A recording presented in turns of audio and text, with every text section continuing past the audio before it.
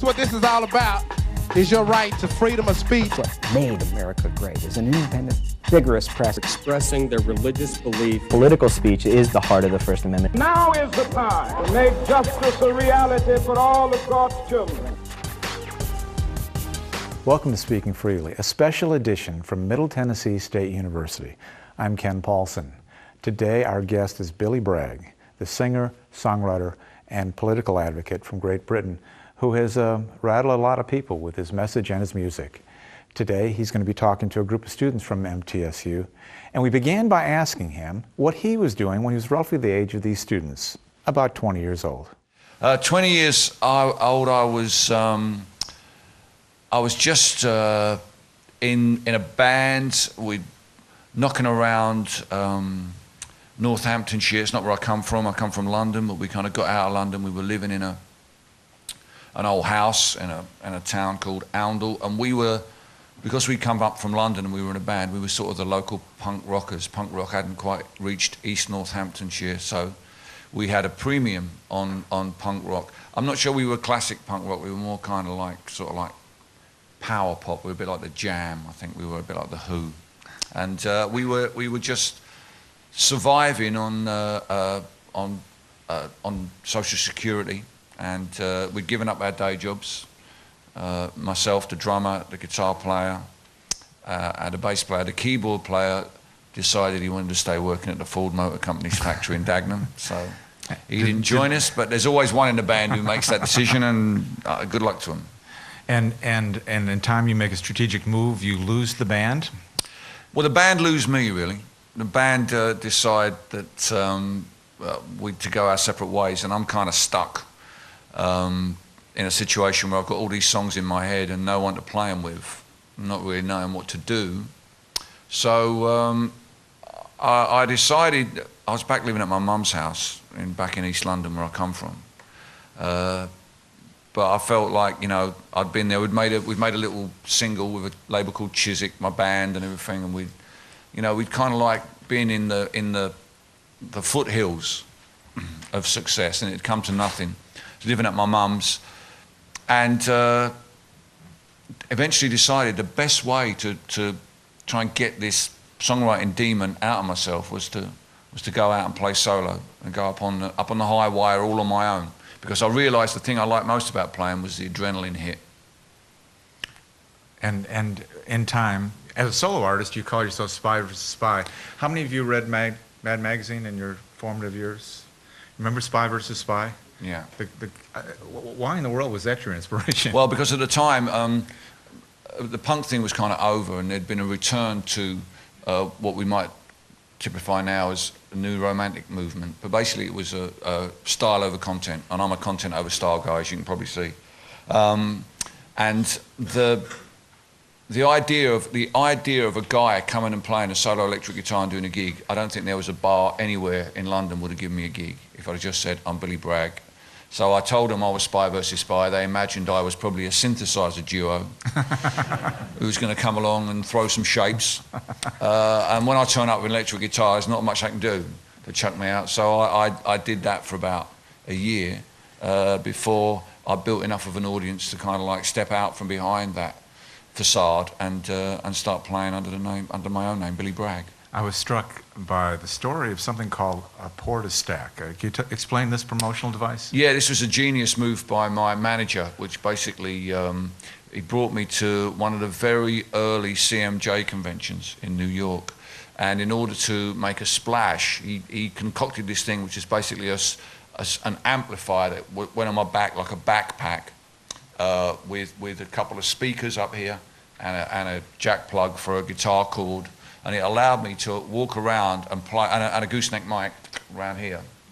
So I kind of looked like a soldier with great big antlers, because it was these big speakers, and to see it was an amazing thing, because it really was. You could run around playing. To actually use it was almost impossible to do anything near perform, because obviously it had huge batteries to run the amp, heavy batteries. It tied around the midriff, so singing was a problem. And for some reason, you probably not encountered it in your playing career, but door frames feed back. As you duck down to go under and through out the other side, there's a screaming feedback. You're in the middle of it. It was a nightmare. Everybody loved it. Everybody thought it was the best thing I ever did. So one day, we were in an airport in Scandinavia and I accidentally lost it. When I say accidentally, mate, I don't actually mean accidentally. I mean accidentally. So there it was, gone. And my back is now just about coming round again to be able to stand upright. Dale, we're going to try and locate one for the Center for Popular Music. Yeah, the Rock and Roll Hall of Fame are looking for it. I heard. I don't know. So you make an interesting career choice early on. You decide to write and sing music that literally is torn from the headlines. And who had done that before, in large part? The Clash. Yeah. And it seems to me the Clash played a pretty significant role in the way you shaped Very your much music. so. Very much so. I mean, I think there was an entire sensibility in the 20th century, from the start in rock and roll, but exemplified in the folk scene of the early 60s with artists like Bob Dylan running through, through the music of the 70s, again, powerfully during punk, that music should say something, and at the time, popular music wasn't as ubiquitous as it is now. It wasn't everywhere. It was our music. Our parents, not only did they not like it, they hated it. They didn't want it, didn't want to hear it on adverts on the TV. They didn't want their car adverts to have Bon Iver playing, something behind it. It was, and consequently, if you played music, if you were in a band, you are a representative of an alternative culture, which had its own politics, its own social sensibilities. And you better be able to articulate them in an interview. Otherwise, you're going to sound like a dork if you can only talk about guitars and the weather. You needed to be able to talk about issues. The big issues, obviously, in the 1960s was the Vietnam War. In the 1980s, 1970s, it was racism. Rock Against Racism was pretty good. Here's my cup of tea. It's about 80 degrees. That's good. 80 degrees is good. Thank you.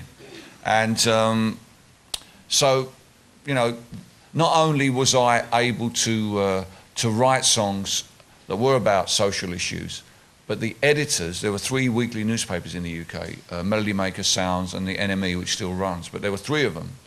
And, by the time I come along in 1983, the editors of all 3 of these newspapers are basically children of 1968, which is the high point of politics and pop in the 1960s. So they, not only do they believe that musicians should say something, they're going to take me seriously when I say it.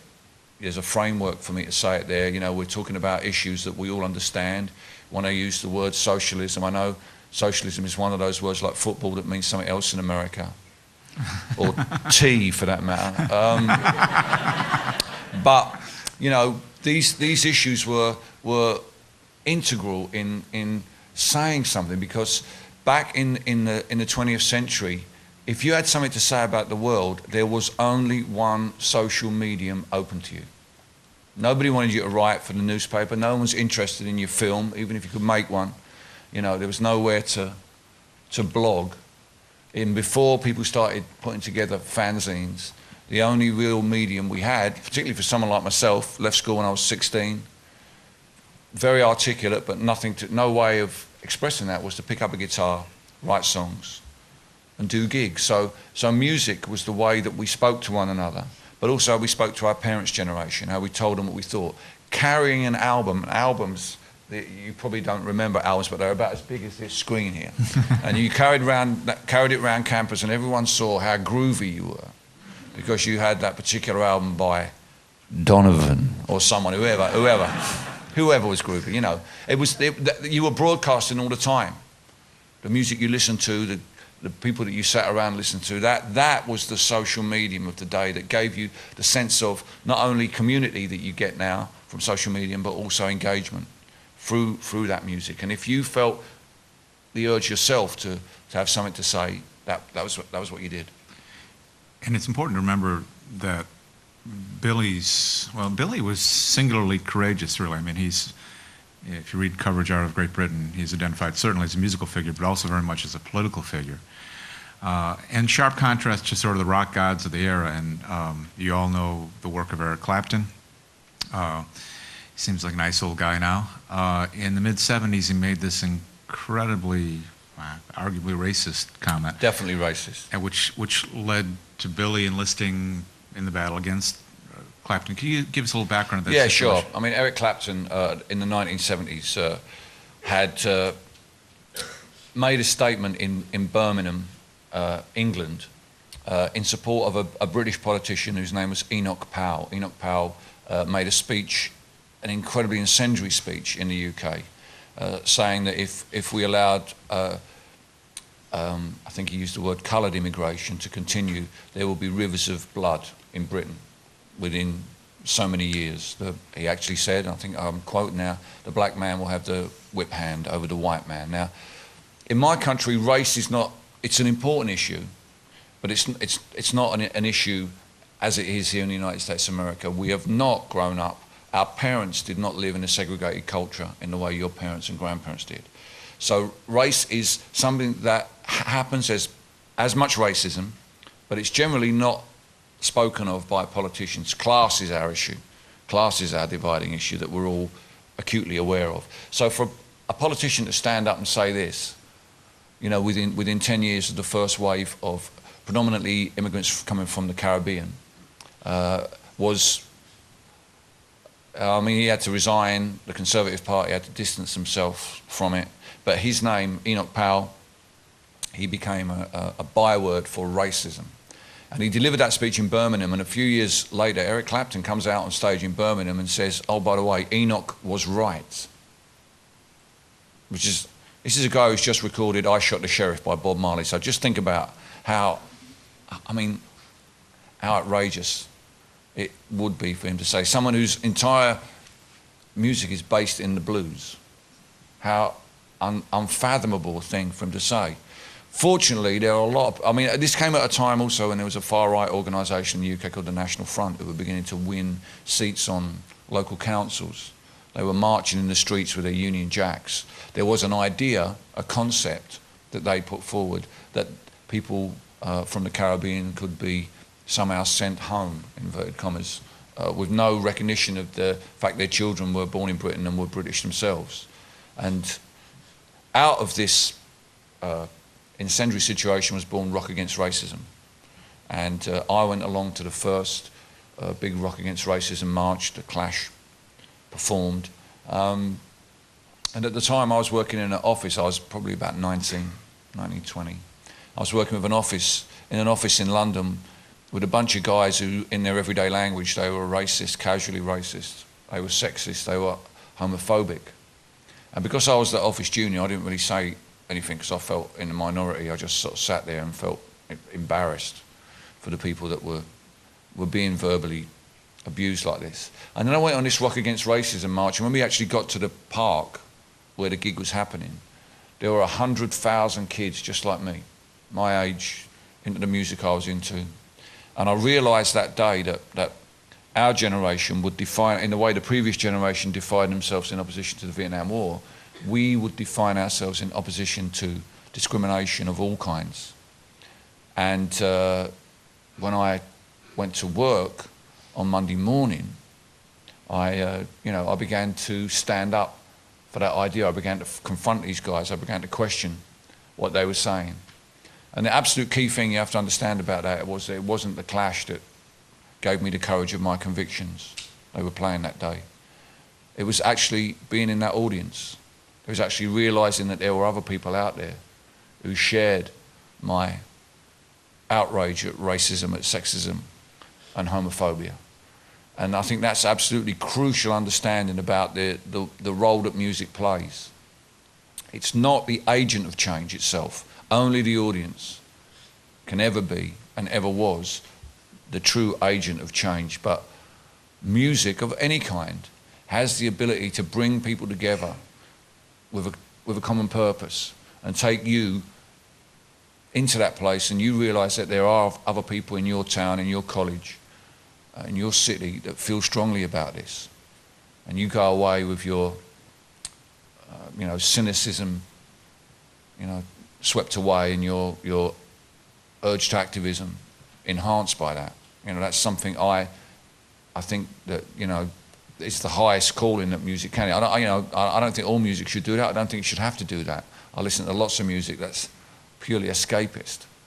But there are times when the right song from the right person on the right moment can actually send you away with another perspective on the world. And that's what that Rock Against Racism did to me. I don't think Eric Clapton realised he was going to do that, but that's what he did for my generation. If you're familiar with the Specials and the two-tone movement, bringing white and black youth together in the late 70s to play ska-influenced music from the Caribbean community that came to our country, artists against apartheid, putting pressure on the South African government, supporting the African National Congress, getting Mandela, helping to get Mandela released. All of these issues flowed from that moment when Rock Against Racism was founded, and we stepped out, and the National Front were defeated at the next election. They were swept away. And they've remained, those kind of forces in our country have remained at the margins. They've never been able to win a seat in Parliament. They've never been able to hold on to a seat that they've won, because people come together, and through using our culture, we bring to bear the opposition in our society to them, and we chase them out of town. You know, your stands were not limited to political and social ones, although I guess you could argue that the pricing of an album is an economic stand.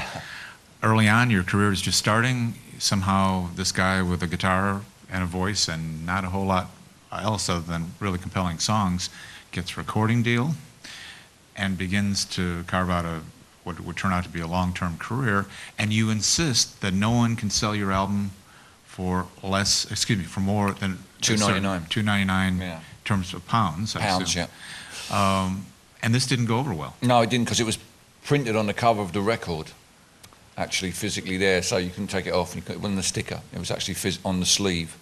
And yeah, the record shops didn't really like having being told how much they can sell a record for. But at the time, an album was about $3.49, sort of $3.99, $4.99, depending on which artist it was, and a 12-inch was about $1.99. So my album was somewhere pitched just beyond a 12-inch, and subsequently, when a British singer-songwriter, Kirsty MacColl, had a hit with one of the songs from my album, because my album was only $2.99, people thought, well, I'll check out the original. It went gold within a month or two of, I mean, it'd already gone silver, but within a month or two of Kirsty recording and having a top 10 hit with one of the songs, because it was easy for people to check me out, the album went gangbusters. So in the long term, we sold more copies, I think, because it was $2.99. If it had been $4.99, I don't think we'd have made such inroads. Well, I'm going to come back to the topical material, but I wanted to make sure we had time to talk about your work on Woody Guthrie's material. And a lot of the folks in this room probably have the Mermaid Avenue album or two that they feature Billy with Wilco. And you need to tell us a little bit, if you will, about the origins of that project. I was surprised because, as a Guthrie family has said, there were some usual suspects you might reach out to. Bruce Springsteen was somebody whose name came up. Arlo Guthrie, Woody Guthrie's son, are logical candidates, and they turned to Billy. And I guess at this juncture you ought to say, if you're not aware of Woody Guthrie, a songwriter of great integrity, and he wrote This Land Is Your Land, active in the labor movement, a political, socially driven songwriter, compelling folk artist, and died at an early age. And it's only in the last few decades that really people appreciate truly what a remarkable talent he was. But you get a call that says, we have some lyrics that Woody's written. Do you want to set the music to? Yeah. It was a kind of strange experience. Nora Guthrie, Woody's daughter, began archiving her father's work in the 1990s, and going through boxes that had been at the family house, came across lyrics that Woody wrote. Now, I don't know if any of you here are songwriters or musicians, but Woody wasn't particularly musical, and nor am I. I don't write music. I can't write, you know, quavers and crotchets and all that kind of stuff. If I write a song, what you get is a bit of paper with words on it, and the words rhyme and the words scan. You know, there's an internal rhythm to the words, but the tune, until I record that tune, you wouldn't really know what it was. I keep the tune in my head. Fortunately, I record most of the songs that I write, so everybody gets to hear. Woody Guthrie was just not, nobody wanted to record him after the Second World War, but he carried on writing songs, sometimes as many as 5 or 6 a day. So in the archive, which is now in Tulsa, Oklahoma, where he came from, Oklahoma, there are lyrics, complete lyrics, even say words and music by Woody Guthrie at the bottom, even though there's no music with him anymore. And there's over 3,000 of them. And Woody only recorded 10% of the songs he wrote, and he still has many, many things to tell us. And Nora Guthrie was looking for someone to come in and write some new tunes so that these lyrics could be heard. A job akin to providing a nice frame, a sympathetic frame for a masterpiece. And she approached a number, as Ken mentioned, a number of artists you think might do it, but none of them would take her up on it. I think maybe if you grew up singing This Land Is Your Land, Woody might be too big a figure.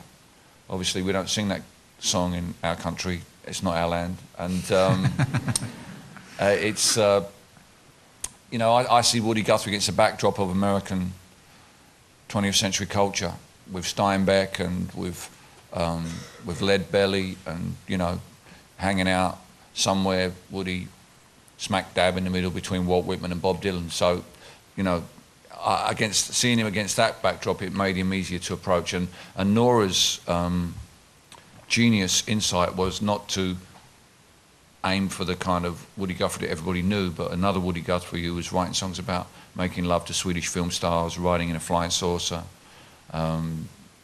the vagaries of nocturnal incontinence.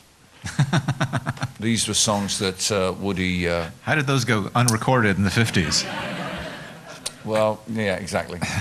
So yeah, so Nora invited me to come along and look at some of these lyrics. We wanted to make a record, and I got in touch with the guys from Wilco, and they came and looked in the archive as well and chose some songs, and together we recorded about 50 songs. Why Wilco?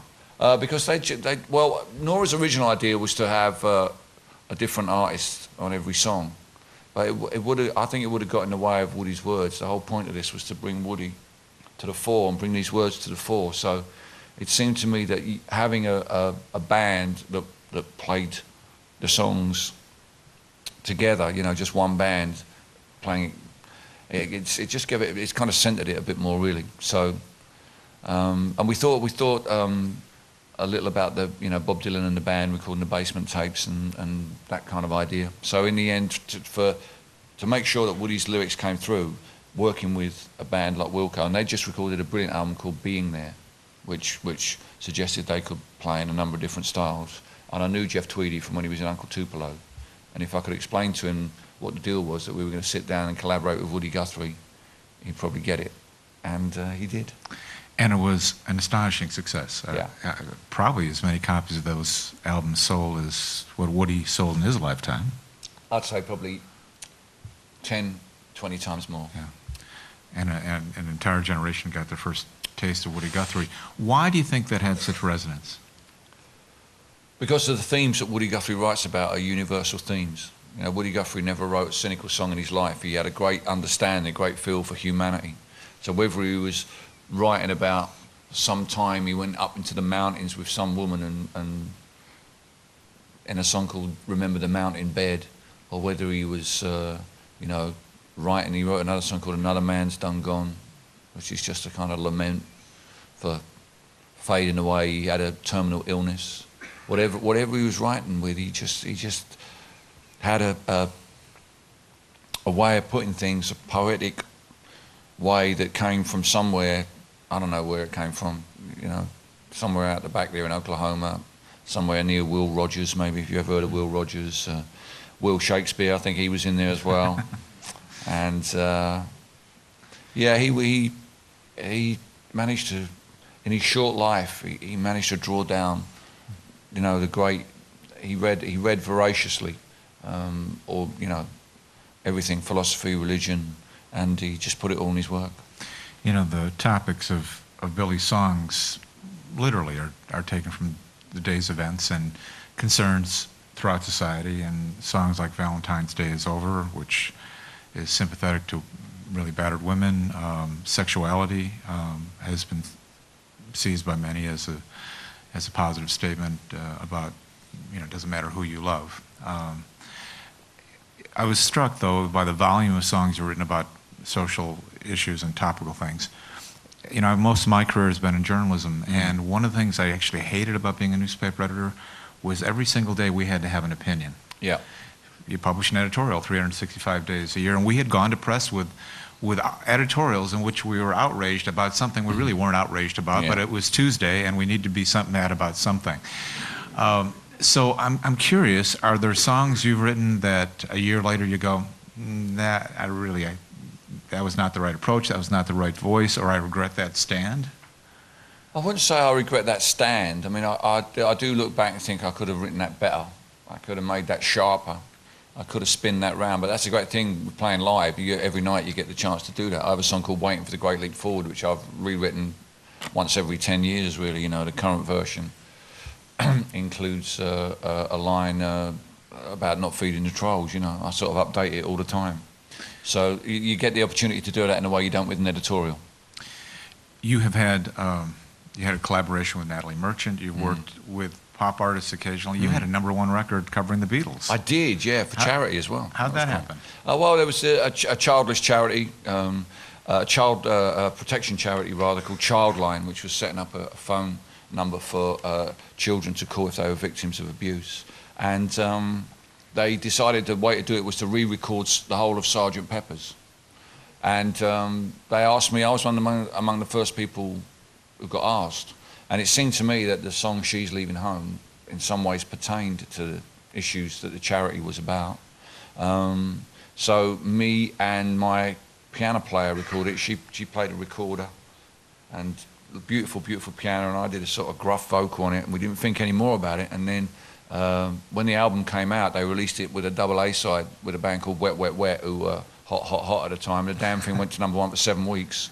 And for 6 weeks on Top of the Pops, the main national TV show, they showed the Wet, Wet, Wet video, and finally in the 7th week they let me go on there, and the record tanked after that. But there you go, that's just the sad reality of I can't compete with One Direction, and why should I?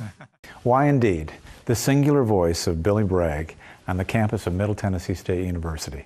Thank you for joining us for this edition of Speaking Freely. The Newseum in the heart of Washington, D.C. blends 5 centuries of news history with the latest technology and exhibits. For more information, visit newseum.org or call 888-NEWSEUM.